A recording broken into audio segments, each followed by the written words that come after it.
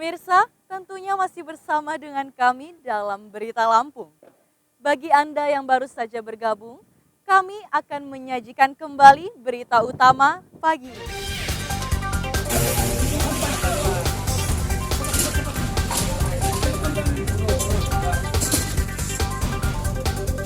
Seorang pembobol puluhan rumah di Bandar Lampung ditembak kakinya.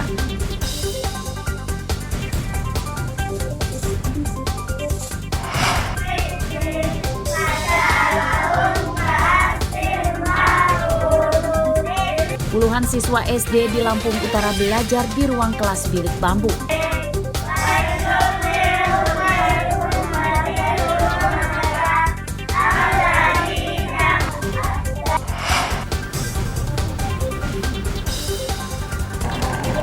Penangkapan ikan dengan setrum listrik di Sungai Kuai Tulang Bawang meresahkan nelayan tradisional.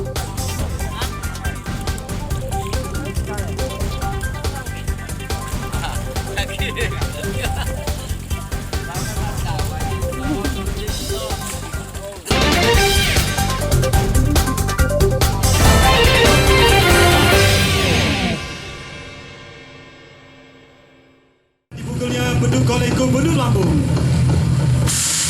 Secara resmi Musabaqah Tilawatil Quran Bandar Lampung tahun ini jadi tuan rumah perhelatan Musabaqah Tilawatil Quran atau MTQ ke-50 tingkat Provinsi Lampung. MTQ digelar di lapangan Saburai selama sepekan yang akan berakhir pada 16 Oktober mendatang.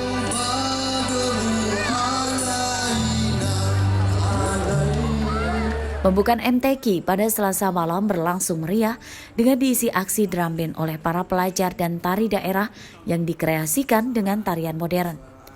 Pada MTQ ke-50 terdapat 27 cabang perlombaan yang ditandingkan dan masing-masing daerah mengirimkan minimal 58 kafilah. Inilah makna MTQ. Lebih dari itu, kita ingin memperkuat keimanan dan memperluas fungsi edukatif daripada kitab suci Al-Quran. LPTQ Provinsi Lampung untuk diperebutkan kembali pada. Sementara itu, Wali Kota Bandar Lampung Eva Duyana sebagai penanggung jawab tempat digelarnya MTQ meminta panitia melayani para kafilah dan timnya dengan baik.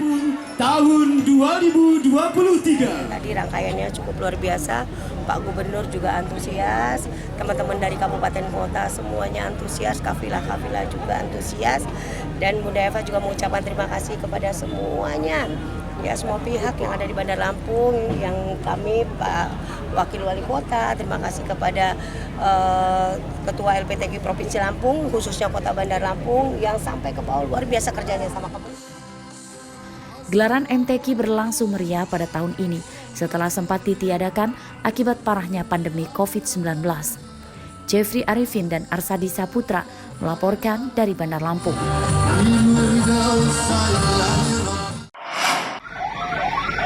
Kasus kebakaran di Lampung Selatan meningkat drastis akibat musim panas ekstrim. Selama Agustus hingga pekan pertama Oktober 2023, tercatat 161 kasus kebakaran yang didominasi kebakaran lahan kosong.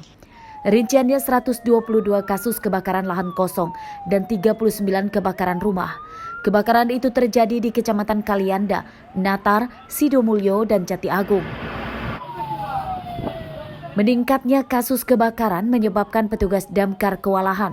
Mereka kekurangan personel dan armada mobil damkar. Dari 10 mobil damkar yang dimiliki Dinas Damkar, kini hanya 7 armada saja yang bisa dipakai, sedangkan 3 armada rusak parah.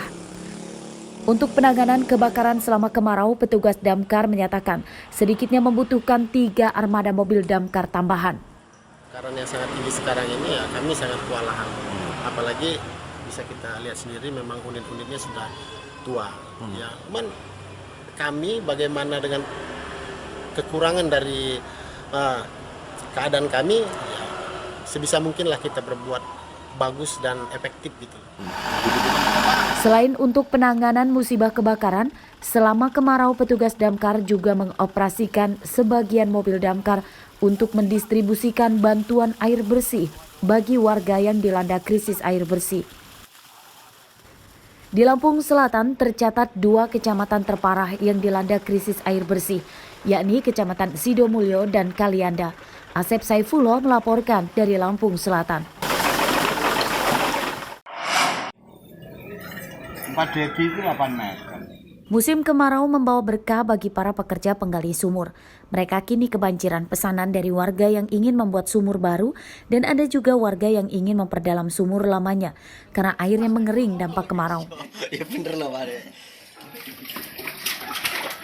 Di antaranya adalah Edi Sekopirno yang sedang membuat sumur baru di salah satu rumah warga Desa Tritunggal Jaya, Kecamatan Banjar Agung, Tulang Bawang. Ia memperkerjakan 2 orang untuk membantu membuat sumur baru. Tarif menggali sumur Rp500.000 per meter. Menurut Edi, selama kemarau tahun ini, ia dan timnya sudah menyelesaikan pembuatan belasan sumur. Beberapa permintaan pembuatan dan perbaikan sumur telah datang dan masuk dalam daftar antrian. Dapat 2 sumur. Kemarin sih katanya orang yang mau bangun rumah itu katanya mau galiin juga katanya. Per meternya berapa nih? Per meternya 500. Paling dalam berapa meter? Selama ini paling dalam 8 meter. Kemudian di musim kemarin pernah masuk membawa rezeki juga ya? Iya, membawa berkat. Banyak warga di Tulang Bawang masih bertahan memilih menggunakan sumur gali dibanding sumur bor. Alasannya karena air sumur gali dinilai lebih bagus dan biaya pembuatannya lebih murah dibanding dengan pembuatan sumur bor. Ya kalau buat sumur bor itu kan lebih mahal mas biayanya mas. Dan kalau sumur galian kita bisa tetangga bisa membantu, kawan bisa membantu, dan itu pula nggak terlalu dalam juga mas, karena sini dataran rendah, mungkin 10 meter itu udah keluar air. Kalau misalkan kita membuat sumur bor, biayanya mahal, kita juga ini tiap hari beli air mas. Sumur gali umumnya memiliki kedalaman antara 7 hingga 12 meter. Jika beruntung, air dalam sumur gali biasanya tidak mengering meski dilanda kemarau panjang. Sumur gali biasanya hanya diperuntukkan untuk kebutuhan rumah tangga saja. Mustaqim melaporkan dari Tulang Bawang. Pemirsa, informasi tadi sekaligus menutup perjumpaan kita pagi hari ini. Saya, Vika Rana dan seluruh tim redaksi mengucapkan selamat beraktivitas dan sampai jumpa.